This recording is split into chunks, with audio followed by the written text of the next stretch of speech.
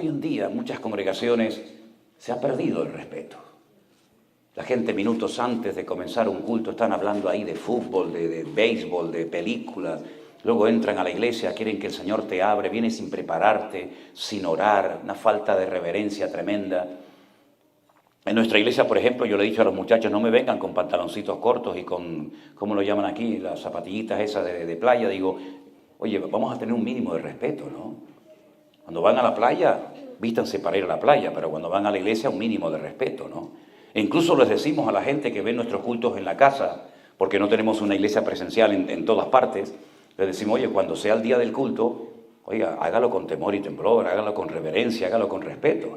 Porque el Señor se merece lo mejor de nuestra parte, ¿sí o no, hermanos? Y tenemos que enseñarle eso a nuestros hijos, ¿verdad? A cederle el puesto a la persona mayor. ¿Saben que a las personas con canas hay que saludarlas poniéndose de pie? ¿Sabían eso? Bueno, si no lo sabían, ya lo saben.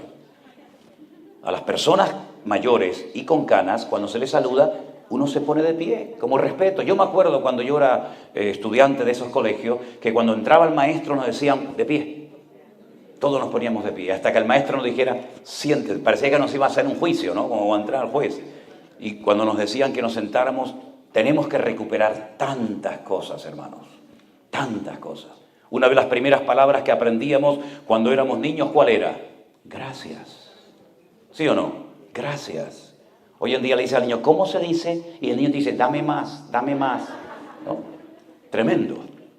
Yo quiero hablarles en esta mañana de dos personajes que me han llamado poderosamente la atención leyendo el libro de los jueces, porque como he dicho en varias ocasiones, estoy leyendo el libro de los jueces y son tantas las historias y las cosas que suceden en estos 200 años de historia que podríamos hablar horas, días, semanas y meses enteros acerca de cosas que ocurrieron en este periodo tenebroso de la historia del pueblo de Israel. Pero en el capítulo 8 se nos habla acerca de un campesino, de un hombre que estaba asustado en una cueva, tratando de proteger su cosecha del enemigo que les estaba oprimiendo y amargando la vida.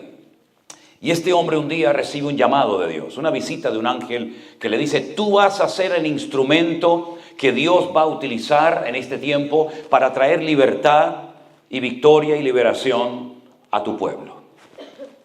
Y él duda, él no se ve capaz de que el Señor lo pueda usar a él.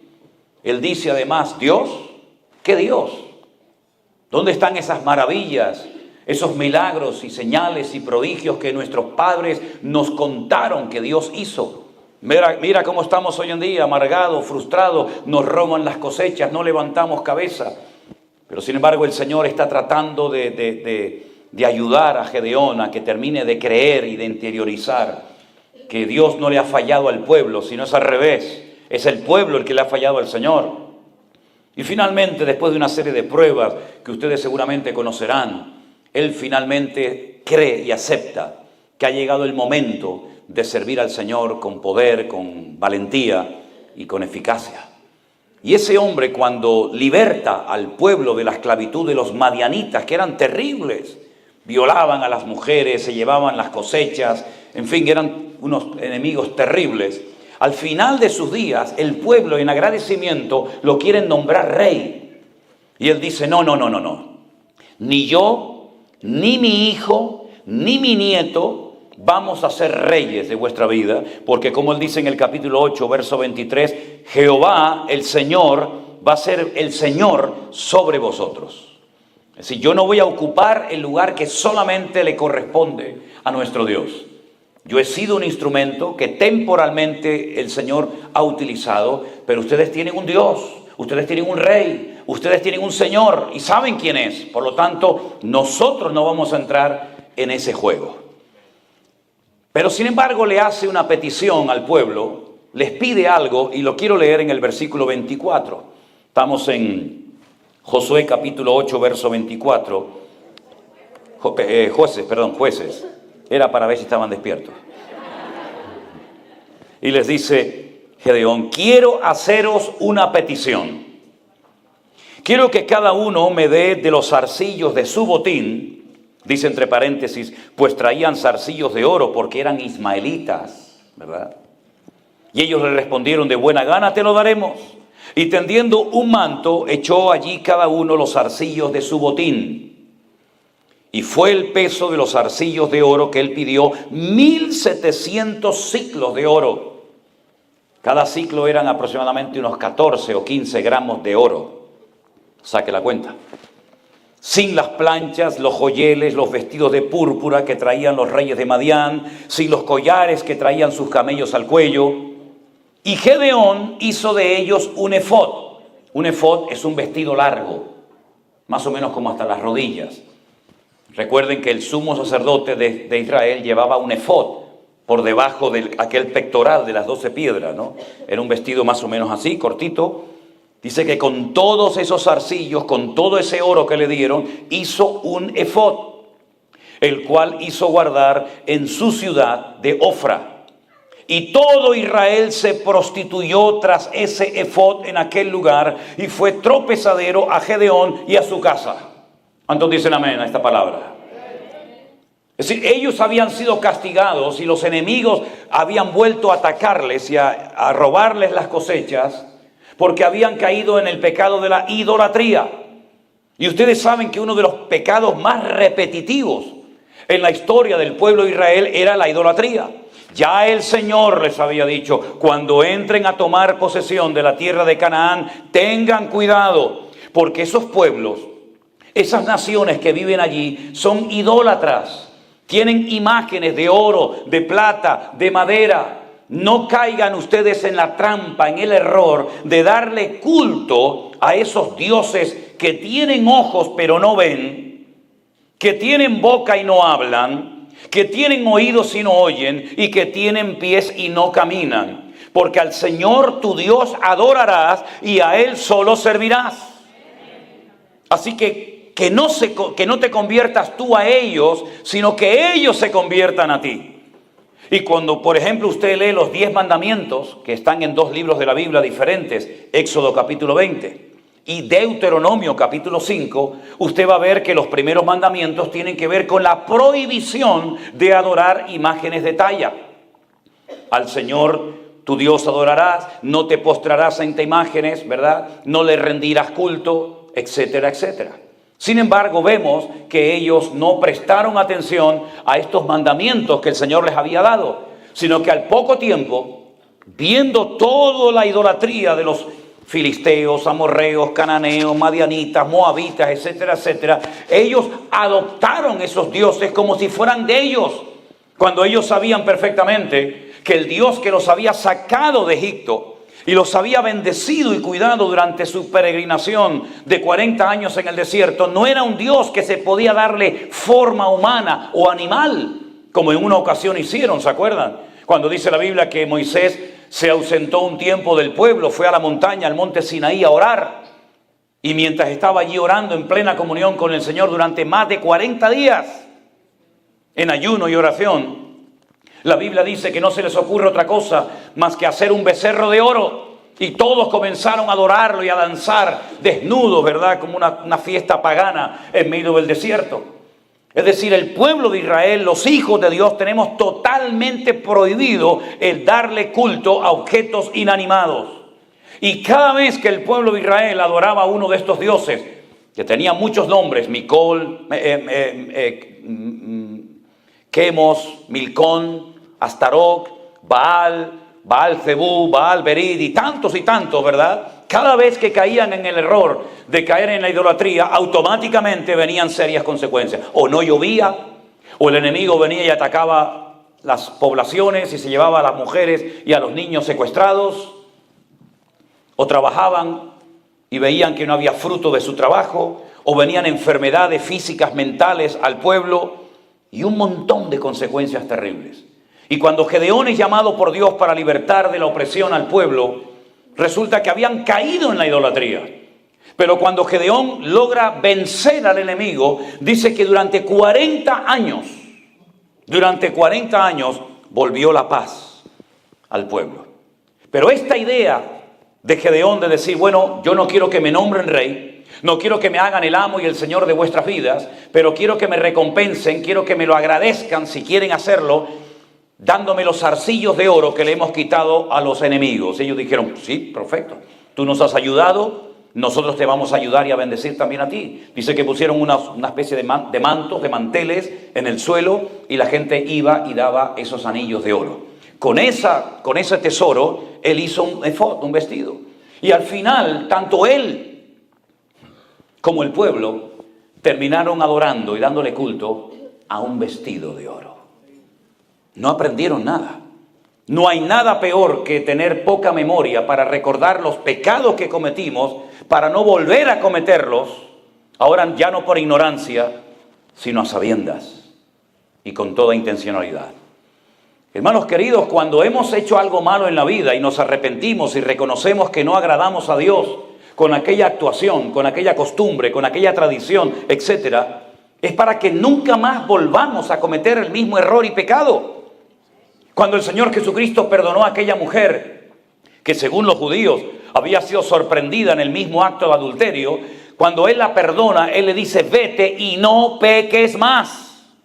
No vuelvas otra vez a lo mismo, porque yo te he limpiado, yo te he perdonado y te estoy dando otra oportunidad. Pero no vuelvas otra vez a enredarte, como dice la Biblia, el perro que vuelva al vómito, sino mantente firme en victoria, porque ya has aprendido la lección.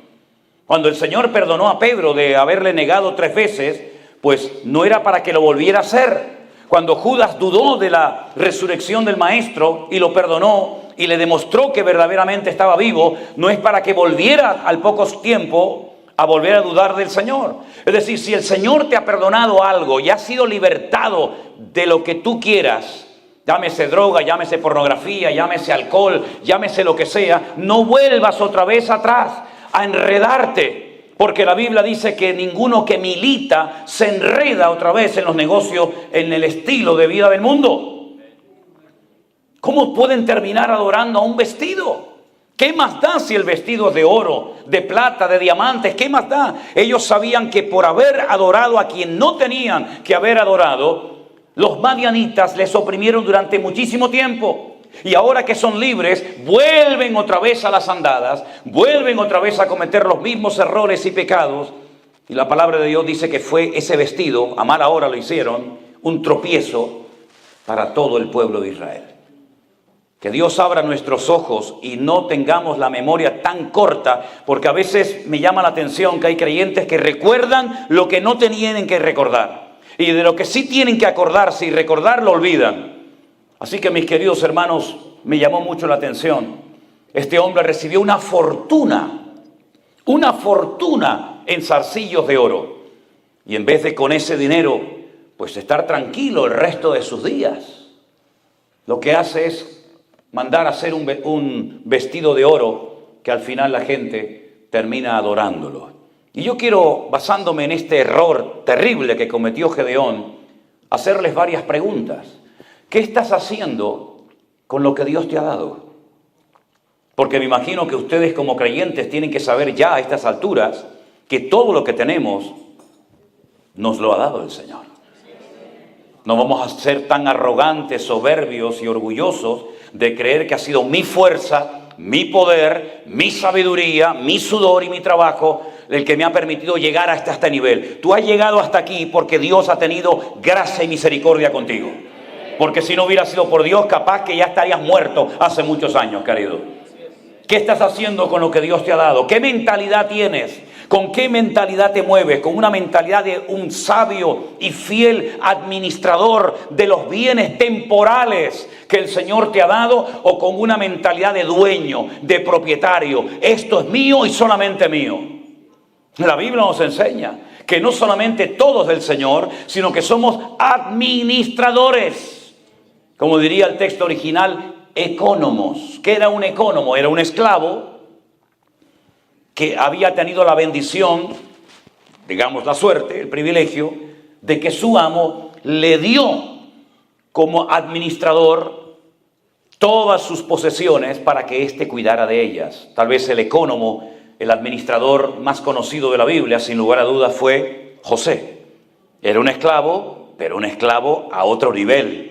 no era el esclavo de esclavos que estaba para limpiar los pies y para hacer las peores funciones o labores del hogar, sino que era un ecónomo, uno que administraba los bienes de su amo Potifar. Dice que puso todo bajo su protección, bajo su cuidado, menos el pan del que comía. ¿Qué significa eso? Menos mi mujer. Así es un eufemismo, es una forma de decir, todo está bajo tu protección, tú eres el que lo administras, recordando que no son tuyas las fincas, los terrenos, las vacas, el dinero, etcétera, sino que tú eres una persona que me administra mis cosas, ¿verdad? Eres como mi hombre de confianza, mi mano derecha, menos mi mujer, menos el pan del cual como. Y él fue un administrador, y Pablo utiliza esa palabra en el Nuevo Testamento para decirnos que cuando Dios nos da algo tenemos que tener la mentalidad de ser administradores. ¿Qué quieres, Señor, que haga con lo que tú me has dado? ¿Tenemos un corazón generoso o somos avaros? Ustedes saben que los seres humanos, la inmensa mayoría, nacen con el puño cerrado. Los niños nacen con las manitas cerradas. Y muchos viven con la manita cerrada y mueren con la manita cerrada. ¿Por qué? Porque creen que lo que tienen es de ellos. No son solidarios, no tienen un corazón generoso, les da igual ver la necesidad de otra persona, yo y nada más que yo. Son egocéntricos, ellos son el centro del universo.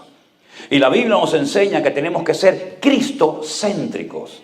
Nuestra vida gira en torno al Señor como un satélite, ¿verdad? Como el planeta Tierra que gira alrededor del Sol. Si el Señor fuera el Sol que se compara, dice yo soy el Sol de justicia, somos nosotros los que giramos en torno al Señor y le decimos al Señor, Señor, ¿qué quieres que haga? ¿Cómo puedo servirte? No solamente se sirve al Señor desde un púlpito con un micrófono en la mano como pastor o predicador predicando la palabra. Esa es una forma de servir al Señor. Pero otra forma también es orando por las personas que van a un lugar a predicar la palabra del Señor. Que Dios les dé fuerza, que Dios les dé sabiduría, que el Señor los proteja, que guarde su salida y su entrada. Otra forma es ayudando, ¿verdad?, a que se hagan eventos, comprando Biblias, comprando libros, financiando a una persona que le hubiera gustado aquí pero no podía venir y tú te enteraste y le dijiste, bueno hermana, yo te voy a pagar para que tú puedas viajar. Es decir, ser solidarios, no ser egoístas, avaros. Eso es lo que dice la palabra del Señor. ¿Cómo estamos utilizando lo que Dios nos ha dado? Tenemos una visión amplia del cuerpo de Cristo, como ayer cuando tuvimos una reunión fundamentalmente para los miembros de la iglesia, ¿no? No habían visitas, era algo, digamos, más casero. Yo le dije, hermanos, tenemos que tener una visión de cuerpo, una visión amplia, no solamente mirar lo que a mí me hace falta, sino también mirar más allá de nuestras fronteras, mirar más allá de nuestros templos y tener esa visión amplia. En el Centro Evangélico Vida Nueva enseñamos que somos una sola iglesia, que se reúne en diferentes lugares y horarios por motivos, ¿verdad?, de distancia, etcétera, pero tenemos la visión de que somos uno en el Señor. Y por eso tenemos que ser solidarios, y no como Gedeón, que utilizó sus bienes para hacer algo que nunca tenía que haber hecho. ¿Cuántos creyentes se han metido en líos, en negocios y en deudas que se podían haber evitado si hubieran primeramente consultado al Señor? Luego incluso algunos se enfadan con el Señor. Señor, el negocio me salió mal, perdí dinero, perdí esto, perdí... Claro, hijo, pero tú estás trabajando como si fueras el dueño, con mentalidad de amo. Y le dices al Señor que te acompañe y que apoye tu agenda cuando eres tú el que le tienes que preguntar al Señor en humildad. Señor, ¿qué quieres que haga con todo lo que tú me has dado? Porque la Biblia dice que cuando Dios da algo y no lo usas para Él, al final se lo va a dar a otro. Porque no has sido sabio y no has sido un fiel administrador en la casa de Dios. Amén, hermanos. Miren, durante años yo tuve un sueño que nunca lo pude ver cumplido. Y gracias al Señor lo vamos a ver hecho realidad. Y les cuento rápidamente. Nos han tratado tan bien la gente cuando viajamos por el mundo. Nos invitan a comer, nos alquilan un hotel, una casa, lo que sea. Nos prestan un coche, un carro. Que yo decía, Señor, a mí me gustaría algún día poder bendecir a personas, por ejemplo, que están cansadas en la obra. Porque los pastores también se cansan. Incluso algunos se cansan de tal manera que abandonan el ministerio y se van a dedicarse a otra cosa. Qué lindo sería, Señor, si pudiéramos tener un lugar donde las familias con sus hijos, los pastores o no pastores, pudieran ir a descansar. Qué hermoso poder tener un lugar para hacer retiros, campamentos, convenciones, vigilias de oración, seminarios bíblicos. Un lugar amplio, grande, donde la gente pueda ir a descansar, a pasarlo bien, de vacaciones. Y orábamos en esta línea. Yo le decía, Señor, danos ese lugar, Padre. Resulta que un día en internet navegando, viendo diferentes propiedades, vi una finca, un terreno enorme, enorme. Nosotros hablamos en metros, no hablamos en acres ni nada de esto. Tiene más de 27.000 metros cuadrados, hay varias construcciones dentro, tiene unos terrenos inmensos, hay cantidad de árboles de naranjas y de limones. Y entonces nos pusimos en contacto con esta señora. Es una señora, la propietaria de esto. Era una finca que antiguamente la explotaban para el tema de la agricultura, pero ya la señora está muy mayor y no quiere seguir en esto. Y llegamos a un acuerdo con ella y nos hizo una rebaja bastante grande. Y hemos dado ya una señal para poder hacernos con esta propiedad. Y entonces les quiero compartir esto. ¿Por qué? Porque en esa propiedad, cuando el Señor no nos permita adquirirla, Dios mediante para el mes de mayo, tal vez junio, vamos a tener que comprar un montón de toallas y sábanas y mantas y colchones y tenedores y cuchillos y montones de cosas para que cuando la gente venga, cuando los jóvenes vengan, las familias vayan allí a hacer alguna actividad de vacaciones, pues puedan tener un lugar, ¿verdad? Y que tenga usted su toalla, su manta, su colchón, su almohada o todo lo que sea. Ahí hay una oportunidad para apoyar este evento, este proyecto. También una de las cosas que necesitaremos son personas que quieran venir a ayudar, a limpiar, a pintar, a cortar árboles, a poner todo aquello decente. Ya tenemos una pequeña lista de hombres y de mujeres que me dicen, hermanos, nosotros vamos, ayudamos a pintar, a arreglar. Es decir, cuando alguien está aburrido en las cosas del Señor, es porque a lo mejor no le han abierto los ojos y le han indicado que la obra del Señor necesita de obreros, de hombres y mujeres que sin protagonismo, sin esperar nada a cambio, están dispuestos a invertir de su tiempo, de sus recursos, de sus bienes materiales para bendecir la obra del Señor. Se preguntarán algunos, porque yo ya llevo mucho tiempo en esto y ya soy muy mayor. Y sé que a veces la gente dirá, ¿y esa propiedad va a estar a nombre de usted, Pastor Manuel Sierra? No, señor. No, porque no es mi propiedad. Esa propiedad va a estar a nombre del Centro Evangélico Vida Nueva. Porque Manolo Sierra, cuando se muera, se murió, pero la obra del Señor sigue adelante. Así que no es mía, es de la obra del Señor y de usted también, mi hermano. Esa propiedad será de los hermanos de Las Vegas. Y será de los hermanos de Alicante, y será de los hermanos de Madrid, y será de los hermanos de San Francisco. Es una propiedad que es para la obra del Señor. Y si usted el día de mañana quiere ir a verla, pues nos llama, se pone en contacto con nosotros y le diremos, pues mire, estas fechas están libres para que usted pueda venir a trabajar, a limpiar, a lo que sea. Pero esa es la mentalidad que queremos tener. Todos los recursos que Dios ponga en nuestras manos son para invertirlos sabiamente en lo que merece la pena, en la obra del Señor. Y no estoy aquí pidiendo dinero, Yo no me dedico a esto, ni creo que nunca lo haga, Dios me libre. Pero si alguien busca la oportunidad de decir, oye, ¿qué hago? Bueno, si quiere, yo le oriento y yo le ayudo, ¿verdad? Ahora, si no quiere, no pasa nada. Si no entra por un lado, entrará por otro. Ya el Señor nos tiene acostumbrados que cuando entramos en nuestras habitaciones y nos ponemos de rodillas y oramos al Señor, el Señor manda a los cuervos con carne y con pan en los picos y nos trae la comida que a lo mejor el otro no quería traernos. Por cierto, anoche cuando me fui, le dije, póngame algo de comida, porque yo no sé, antes de predicar, y además estoy muy mal del estómago últimamente, póngame, y me pusieron 500 pastelitos de dulce, ¿no? Gracias, pero está bien. Cuando se muere, o antes de morirse Gedeón, fíjense a lo que se dedicó. Déjenme que les lea el texto bíblico. Así fue subyugado Madián delante de los hijos de Israel. Nunca más volvió a levantar cabeza. Al enemigo tienes que cortarle la cabeza, espiritualmente hablando me refiero. No lo dejes medio vivo. No es como aquel que me dijo, yo quiero dejar de fumar. Bueno, gloria a Dios, está bien, hermano. Pero por si acaso tengo en la mesita de noche un paquete, por si me entran ganas, digo, entonces no le estás cortando la cabeza, hermano. Lo está dejando medio vivo. Si David solamente hirió al gigante Goliat y no termina con él, a la semana Goliat se levanta y está otra vez creando líos y problemas en el pueblo de Israel. Así que no dejes la droga medio viva, media muerta, el alcohol o lo que sea, sino acaba 100%.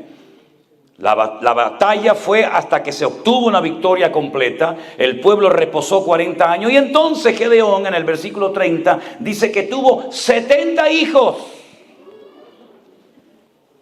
Tenía mucho tiempo libre el hombre, ¿no? No había televisión, no había internet. ¿Qué vamos a hacer? 70 hijos que constituyeron su descendencia y tuvo muchas mujeres el hombre.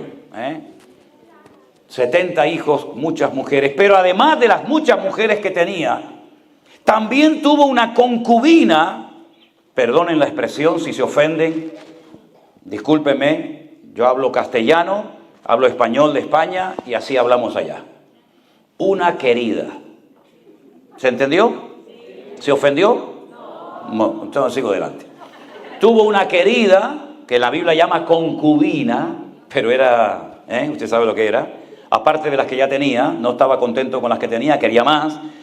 Y estaba esa concubina en Siquén. Siquén hoy en día se llama Nablus. Es un sitio muy peligroso de Israel. Allí nunca se entra para nada. Siquén era la capital de Samaria. Allí está el pozo, todavía está el pozo de la Samaritana donde Jesús se sentó a hablar con ella. Allí está enterrado José. Pero lamentablemente es un lugar muy peligroso que nunca vamos.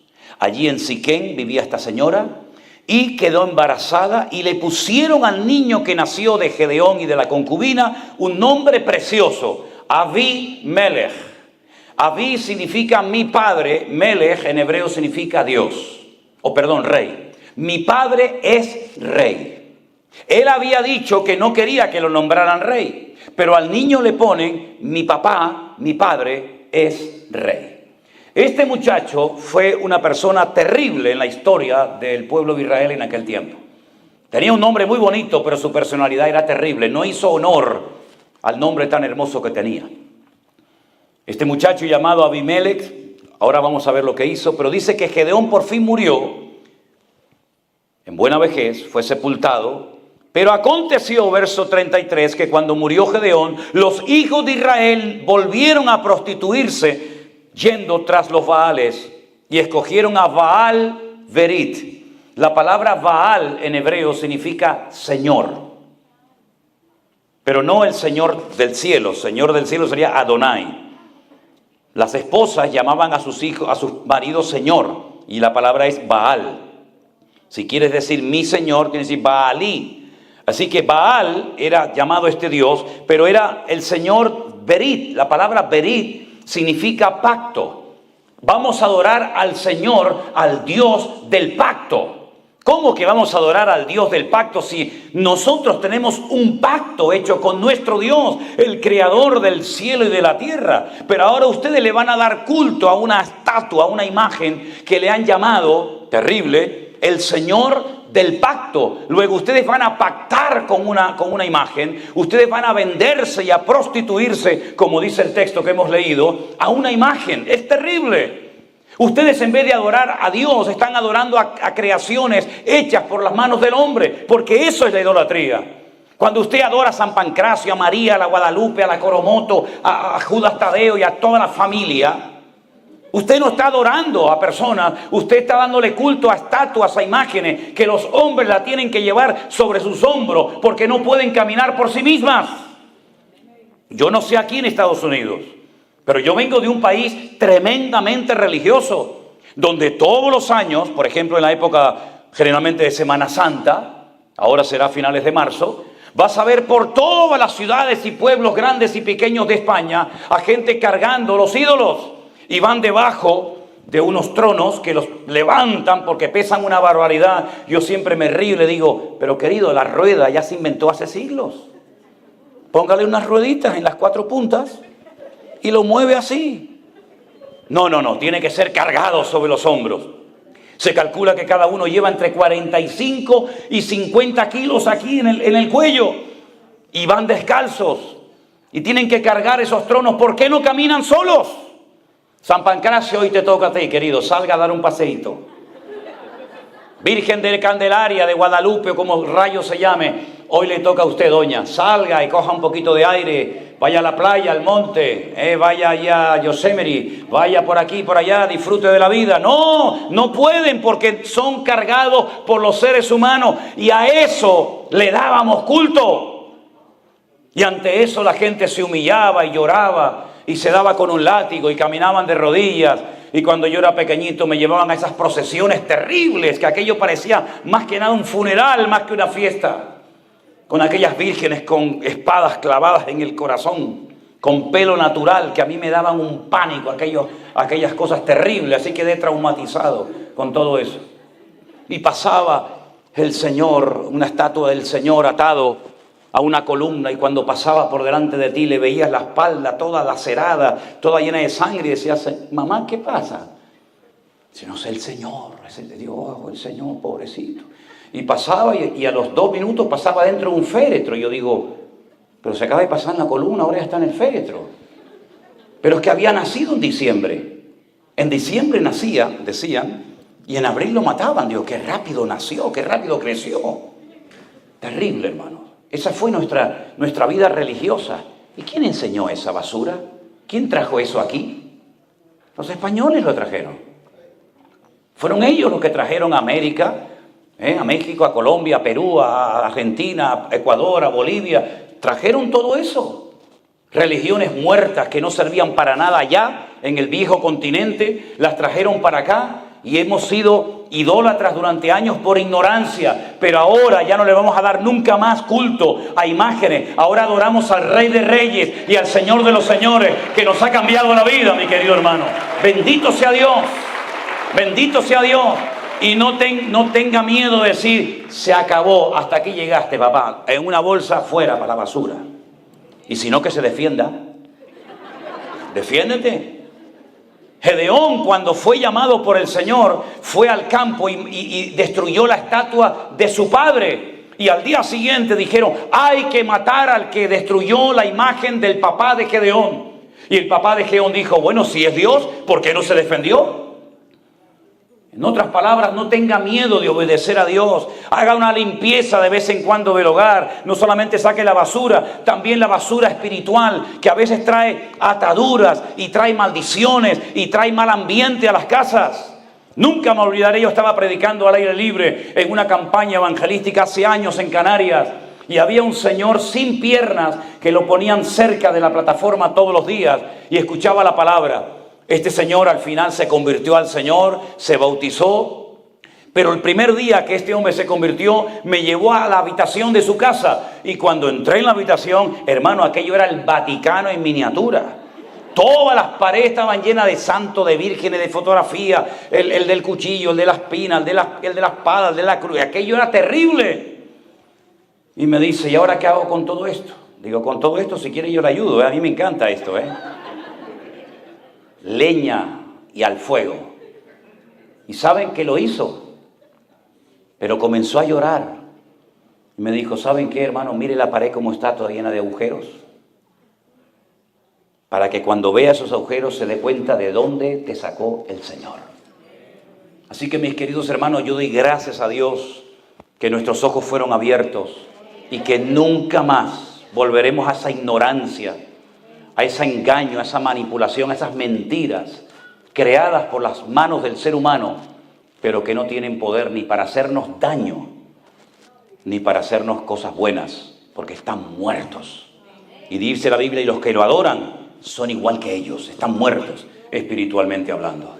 Cuando este hombre muere, dice la Biblia que no tuvieron misericordia de su descendencia. No se acordaron de todo lo bien que se había comportado con ellos. No se mostraron agradecidos. Verso 35. No se mostraron agradecidos. No le dan gracias a Dios por la vida de este hombre que se esforzó y fue valiente hasta el final. Pero resulta que aquí hay uno que tiene heridas en el alma. ¿Por qué? Porque es un hijo ilegítimo, fuera del matrimonio, ¿se acuerdan?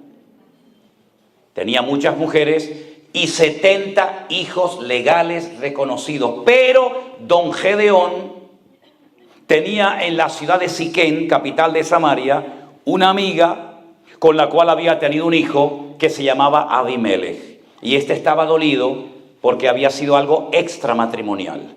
Y no hay nada más peligroso que una mujer o un hombre dolido, herido, que no le permite al Señor sanar la herida de su corazón. Les voy a hablar brevemente de dos muchachos que fueron criados o se tuvieron fuera del matrimonio legal. Uno es Abimelech. Mi padre es rey. Un hombre dolido que van a ver lo que llegó a ser. Terrible lo que hizo. Pero el otro rompió lo que en hebreo se conoce como la perfección. Si cuando un padre llenaba la aljaba, dice, bienaventurado el varón que llenó su aljaba de hijos, ¿cuántas flechas cabían en el saquito, en la aljaba? 7. Cuando un padre había tenido el privilegio de tener 7 hijos, yo anoche cuando oramos por Bianca, ¿está por aquí? ¿No están? Que vi 2 muchachitos y una niña, le dije, te faltan 4 para que sea todo perfecto. Así que adelante, hermano, esfuérzate y sé valiente. Cuando un papá tenía 7 hijos, se consideraba el hombre más privilegiado y gozoso del mundo, porque tenía la perfección familiar. Tengo mi esposa y 7 hijos, y si eran varones, más todavía. Pero resulta que David era el octavo. Y por eso no comía con los hermanos mayores en la mesa. Por eso le decía, no, tú fuera. Tú vete al monte a cuidar las ovejas de papá y allí te buscas la vida. Si comes, me da igual. Si bebes, me da igual. Si te ataca un oso o un león, allá tú. Pero aquí comemos los legítimos. Y tú afuera. Hasta el punto era el menosprecio al que había roto el patrón del 7 de la perfección, que cuando el profeta, el varón de Dios, el hombre más importante e influyente en Israel, va a la casa de su padre Isaí, porque dice que el Señor lo había mandado para ungir al siguiente rey de Israel. Conocen la historia, ¿verdad? Dice la Biblia que Samuel va a ungir al primogénito. ¿Por qué? Porque la palabra primogénito en hebreo es Bejor. Y Bejor viene de Berajá, que es bendito o bendición. Es decir, el primogénito es el que hay que bendecir. Y el Señor le dice, no lo hagas, no lo unjas, porque tú miras la apariencia exterior, pero Dios mira el corazón. Bueno, entonces será el siguiente, ¿no? Dios rompió el patrón muchas veces. El mayor servirá al menor, como en Jacob y Esaú, etc. Entonces cuando va a ungir, a derramarle el aceite sobre la cabeza, el Señor le dice, ese tampoco es.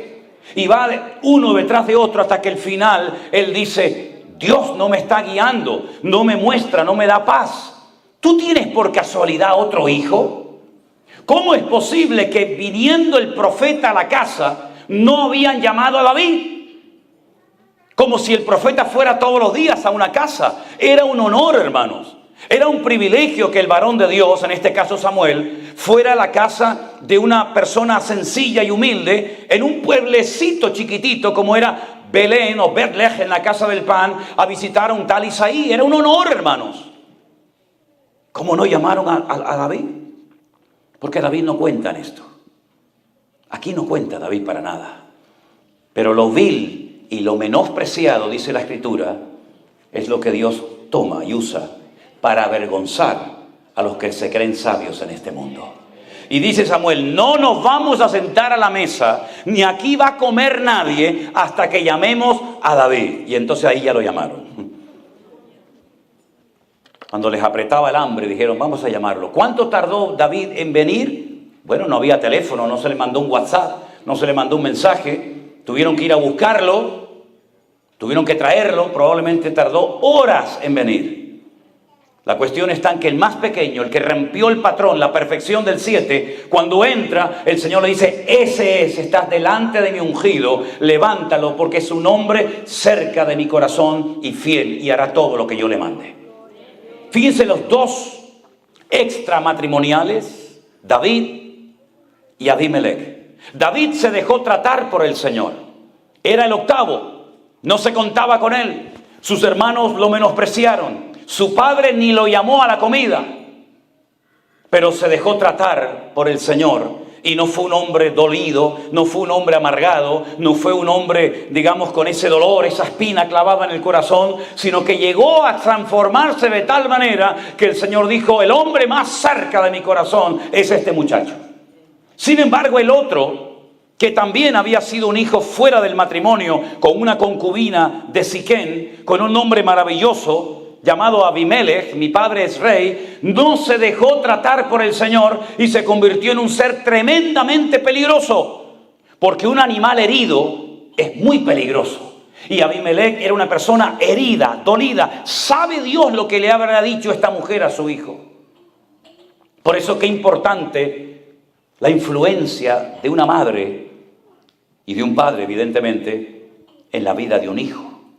Como dije ayer, la madre en la Biblia le transmitía a los hijos la fe, la confianza en el Señor. Y el papá, el conocimiento de las Escrituras, de lo bíblico.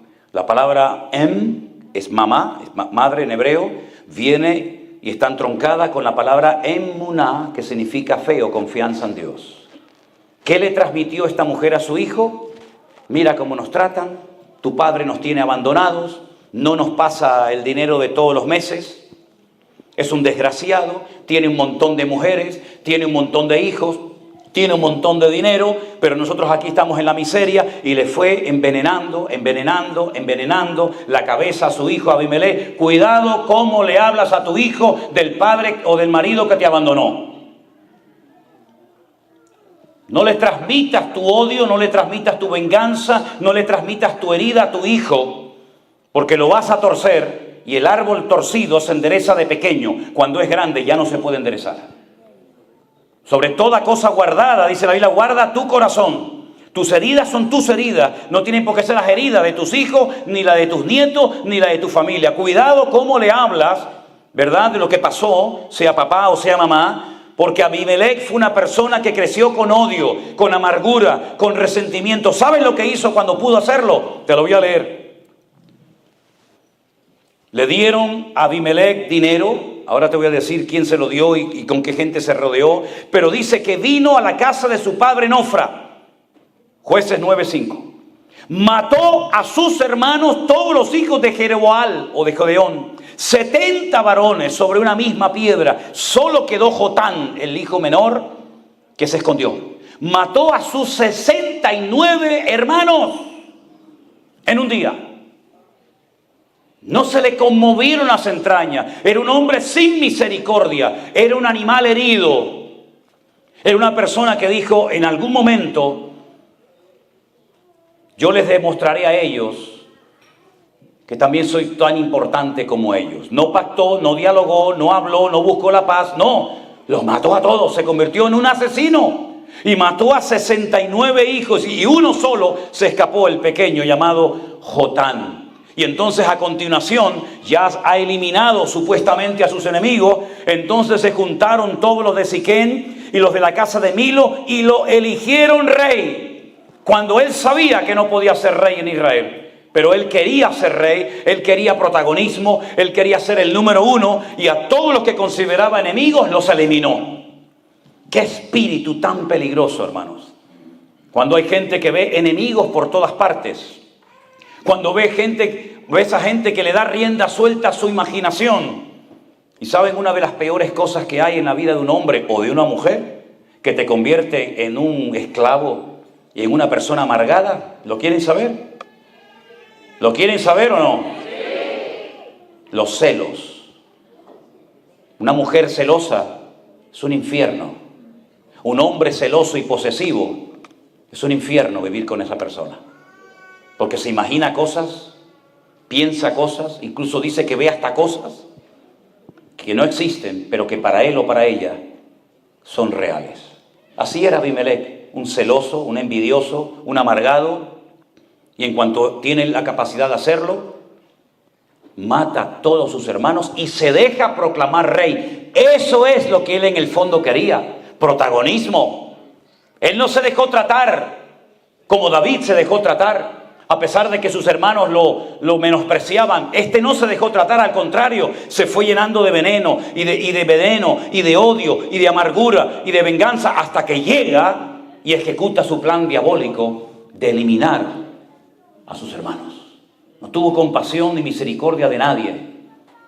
Al final, podríamos hablar horas de este personaje siniestro. Al final, lo que empieza mal, termina mal. Al final muere un día cuando alguien le tira una piedra desde un edificio, una muralla, le parten el cráneo, luego, en fin, todos conocemos el resto de la historia. Pero déjeme para concluir, ¿de quién se rodeó este hombre? Si a sus hermanos no los quería y los mató, ¿quién apoyó a este muchacho? ¿Quién ayudó a este Abimelech, este personaje siniestro? ¿Quién lo ayudó? Miren lo que dice el verso 4. ¿Tienen su Biblia? Sí. Los que la tengan lo pueden leer conmigo, si quieren en alta voz, por favor.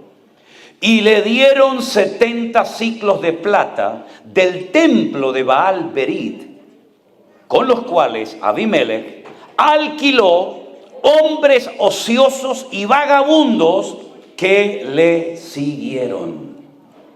¿Quiénes le siguieron? Hombres ociosos, vagos, de mala reputación, vagos que le siguieron.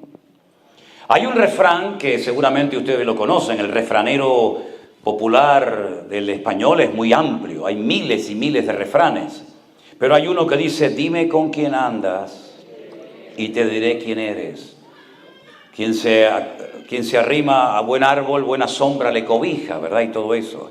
Proverbio dice: anda con sabios y sabio serás. Este se rodeó de lo peor, de la peor calaña, vagos, ociosos, personas que no querían hacer nada, pero los compró con dinero, los alquiló, dice la Biblia, y entonces le apoyaban. ¿Sabes? Tú tienes que orar al Señor para rodearte de gente que te amen tanto, que sean capaces de decirte cuando hagas algo mal, que te lo digan. Si solamente te rodeas de personas que te van a favorecer y te van a decir lo que tú en el fondo quieres oír, tienes un gran problema. ¿Qué es lo que hacen la mayoría de los políticos? Compran a los que les rodean, los alquilan como hizo Abimelech,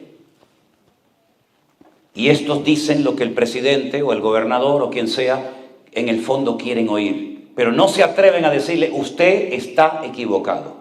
Eso no es así. ¿Qué es lo que hacen muchos ministerios hoy en día? Se rodean de personas, todos comprados, todos alquilados, como Abimelech, y entonces: sí, pastor, sí, hermano, sí, pastor, usted es el varón de Dios, sí, usted es el ungido de Jehová. Y al final lo que están haciendo es echan a perder a este hombre que podía haber sido una bendición, pero que por haberse rodeado de vagabundos y de vividores y de personas que con tal de quedar bien delante del hombre son capaces de quedar mal delante de Dios, al final terminan estropeando a una persona. Y yo siempre he dicho a la gente, en el momento en el que ustedes comiencen a notar, con la Biblia en la mano, que yo me estoy desviando, que ya no predico la sana doctrina, que ya no predico la palabra, sino empiezo a predicar tonterías y no tiene nada que ver con la palabra de Dios, hermanos, denúncienlo, díganlo, háblenlo. No digan: sí, pastor, no, no, pastor. El creyente no está obligado a decir amén a todo lo que se predica, sino amén a lo que es bíblico y no amén a lo que no es bíblico en la palabra de Dios. Y este fue el problema de Abimelech. Un muchacho resentido, amargado, frustrado, lleno de odio, lleno de amargura en su corazón, lleno de celos, que mata a quien no tenía que haber matado. Se rodea de quien nunca tenía que haberse rodeado y finalmente se convierte en un rey que ni era nada, porque empezó mal y terminó mal. Que Dios guarde nuestras vidas, mis queridos hermanos, de cometer los mismos errores, porque si usted ha notado, en la Biblia no se ocultan los errores ni los pecados de los hombres de Dios. No solamente encontramos lo bonito que hizo David, también lo feo, Y no solamente vemos los milagros y las maravillas que hizo Gedeón, sino también los errores que cometió. Y la pregunta es: ¿por qué la Biblia no ocultó lo malo? ¿Por qué no se contó? ¿Por qué no se relató solamente lo bueno? Bueno, primeramente para que no tengamos un concepto distorsionado de esos personajes de la Biblia. Porque Santiago en su epístola, casi al final del Nuevo Testamento, dice que Elías, fíjense de quién estamos hablando, Elías, dice, era un hombre sujeto a pasiones semejantes a las nuestras. Es decir, era un hombre exactamente igual que nosotros, pero cuando oraba, cuando ministraba, cuando el Señor lo usaba, era una bendición tremenda. Pero era exactamente igual que nosotros. Hermanos, si en vez de haber sido la época de Gedeón, de David, de Pedro, de Sansón, hubiéramos vivido nosotros, ¿qué nos hubiera pasado a nosotros? A lo mejor nos hubiera hablado de los pecados de Gedeón, o de los pecados de David, o de los pecados de Salomón. Tal vez se hubieran hablado de nuestros pecados, ¿no les parece? Así que ninguno de nosotros estamos exentos de cometer los mismos errores, los mismos tropiezos y los mismos pecados que ellos cometieron. Con estos dos personajes, Gedeón y con Abimelech, creo que tenemos material e información más que suficiente para saber cómo tenemos que vivir decentemente y con orden. ¿No les parece, hermanos? Ok. Voy a cortar porque tienen una cara de hambre. Ya se oye alguna tripa sonando. Y como yo le decía a mis hermanos en Argentina cuando vivimos allí un tiempo, ustedes son muy espirituales en la iglesia, pero siempre terminan todos en la carne. Siempre tenían los grandes asados de carne y tal, ¿no? Así que vamos a darle gracias al Señor por esta palabra que espero que no haya sido una palabra más en tu vida, sino que sea una palabra que te ha abierto los ojos y el corazón para que usted sepa en todo momento que lo mismo que le pasó a Abimelech o a Gedeón o a cualquier otro personaje de la Biblia, también nos puede pasar a nosotros si nos desviamos del Señor y bajamos la guardia y nos creemos intocables. Somos tan vulnerables como cualquiera. Solamente la gracia y la misericordia de Dios nos permite estar en pie. Amén, hermanos. Cierre sus ojos, oramos a nuestro buen Dios. Padre Celestial, te damos muchas gracias en esta mañana por tu hermosa y poderosa palabra. Pido, Señor, que tú nos guardes incluso de esas cosas que ignoramos, de esas trampas, de esas maquinaciones diabólicas que a veces se entretejen, pero que tú las conoces perfectamente, Señor. Yo te ruego, Señor, en el nombre poderoso de nuestro Señor Jesucristo, que tú guardes nuestros corazones, nuestras vidas, nuestras familias, para que nunca nos suceda aquellas cosas terribles que le ocurrieron a estos varones de Dios, por haberse confiado demasiado en sí mismos, por haber bajado la guardia, por haberse creído que ya llegaron a un nivel en el que no necesitaban de Dios ni de nadie. Ayúdanos, Señor, a obedecerte y agradarte en todo lo que hagamos cada día. Toca abajo, hermano, toca abajo, toca abajo. Si hay en esta mañana personas entre nosotros que han reconocido cuando han escuchado esta palabra que estás jugando con fuego, eres creyente, pero a veces se te van los ojos. Eres creyente, pero tu corazón no está 100% alineado con el de Dios. Dios te está llamando en esta mañana a acercarte a su presencia. Joven, no juegues con el pecado porque el pecado te va a destrozar. Hermanos queridos, lo que usted no domina, lo que usted no controla, le termina controlando y dominando a usted. No diga esa frase, no, cuando yo quiero lo dejo. No crean eso, hermano. No es con fuerza de voluntad, no es con buenas intenciones, es la santidad de Dios lo que nos mantiene en pie. Y en el momento en el que nuestra vida ya no es santa, tú eres exactamente igual de vulnerable que lo fue Sansón, David y otros personajes de la Biblia. Así que tómense bien en serio su comunión, su relación con el Señor. No dejes que nada ni nadie se interponga en tu relación con el Señor. Porque sería una tragedia y una lástima muy grande haberte visto servir al Señor, haber adorado al Señor y al final terminar tus días sin la gloria, sin la presencia, sin la bendición de Dios. Abimelech tuvo sus días de gloria, creía que ya lo había alcanzado todo y sus días terminaron muy, pero que muy mal, hermanos. Porque no tenía en su vida el favor y el respaldo de Dios. Busca siempre que lo que hagas y lo que digas cuente con el aval, con el favor de Dios. Porque de lo contrario, lo que sirves, en lo que crees servir, como dice la Escritura, será heno, madera y hojarasca, que el fuego de la prueba vendrá y lo destruirá todo completamente. Tenemos que edificar nuestras vidas sobre la roca que es Cristo Jesús, porque nadie puede poner otro fundamento que el que está puesto, el cual es Jesucristo. Que tus obras, tus alabanzas, tu ministerio, tus canciones, tu vida sea piedras preciosas para Dios, sea fuego, sean cosas que permanecen a pesar del fuego de la prueba y puedas mantenerte en pie en el nombre del Señor. Estamos viviendo tiempos difíciles, tiempos peligrosos y vamos a ser sacudidos en muchas maneras. No quiten su mirada del Señor. Confía en Él y Él hará. Gracias, Padre, por tu misericordia. Gracias, Señor, por tu paciencia. Bendice a todos y a cada uno de mis hermanos en esta mañana. Y si usted en esta mañana está al lado de su hijo, de su hija, su esposa, su marido, algún familiar, oren juntos en este momento al Señor. No hay prisa, si no comemos no pasa nada. La comida es secundario. Tome la mano, póngale la mano por encima a su hijo, a su esposa, a su marido y oren juntos al Señor para que no caigan, para que no tropiecen, sino puedan mantenerse firmes, juntos, unidos al Cristo y a su palabra, y que nada ni nadie perturbe la paz del hogar.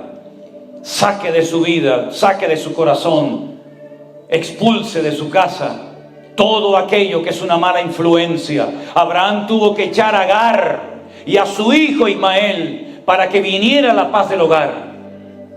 Si Dios le está poniendo en su corazón que hoy tiene que salir algo de su casa, algo que no es bíblico, algo que no agrada a los ojos de Dios, algo que desagrada el corazón del Señor, sáquelo en el nombre de Jesús. Sea valiente, sea atrevido, y el Señor le recompensará y le bendecirá ampliamente. Pero repito, no deje que nada ni nadie perturbe la paz de su hogar, porque si no hay paz en el hogar, su casa se convertirá en un infierno. Nada más lejos de lo que Dios quiere para nosotros. Guarda las familias aquí representadas, Padre mío. Guarda a nuestros hijos, nuestros nietos, los maridos, las esposas. Oh Señor, esos hijos descarriados, que vuelvan a tu redil, que vuelvan a tu palabra, que vuelvan a tu corazón. Y ayúdanos, Señor, a mantenernos firmes en santidad, como luz del mundo, como sal de la tierra, Señor Jesús. Gracias te damos por este día donde tú nos estás hablando y tratando, Señor. En el nombre de tu amado Hijo Jesús. Amén y amén. Gloria a Dios. Fuerte ese aplauso al Señor y a su palabra. A Él la gloria. Amén.